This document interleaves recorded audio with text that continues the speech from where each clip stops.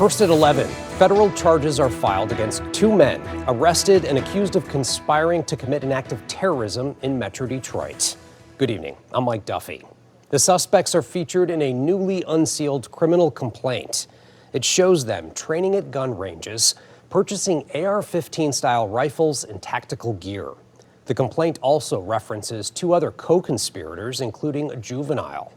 The takedown played out Friday morning as FBI agents swarmed two homes in Dearborn and a storage facility in Inkster. 7 News Detroit reporter Brett Cast has more on the alleged target and why a former federal prosecutor believes more charges could be coming. Was this stretch of Woodward near 9 Mile in Ferndale, where the FBI says the suspects met late at night twice during one weekend in September, a trip they believe was to scope out nightclubs and bars for a potential Halloween terror attack. I hate to really picture it. It's a thought that has entered the minds of many Americans following a Friday morning raid in Dearborn that the FBI says thwarted a potential Halloween terror plot.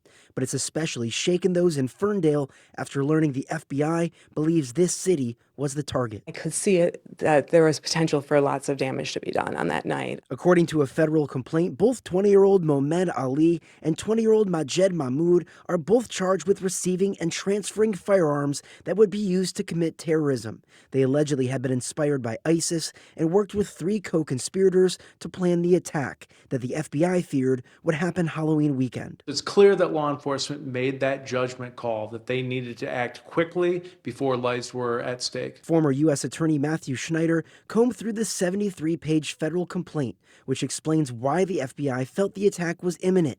Using undercover informants, they've been following communications between the men and others since 2024.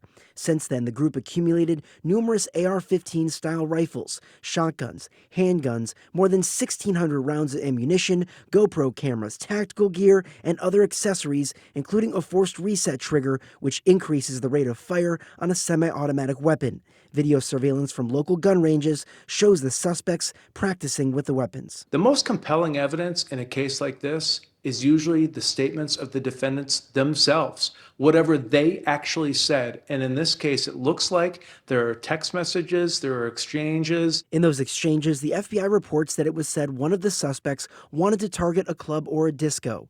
Then in mid-September, the suspects allegedly traveled to 9 Mile and Woodward just before midnight on a Friday and Saturday, an area the FBI noted was filled with numerous bars and nightclubs that also attract the LGBTQ+ community. They feared the attack was imminent for Halloween weekend after repeated mentions of pumpkin. This is just the complaint. It's the initial charge where the government has to put something on paper in order to get people charged and maybe get them detained. Schneider says he expects more charges to come against Ali and Mahmoud in the coming weeks and more information to be disclosed in the indictment. After denying an alleged plot over the weekend, attorneys for the men spoke briefly to media outside the hearing. Well, the complaint is 73 pages long. We haven't had time to digest it or review it. There's nothing to say at this point. And both the men charged are still in federal custody and are due back in court for a detention hearing on Monday.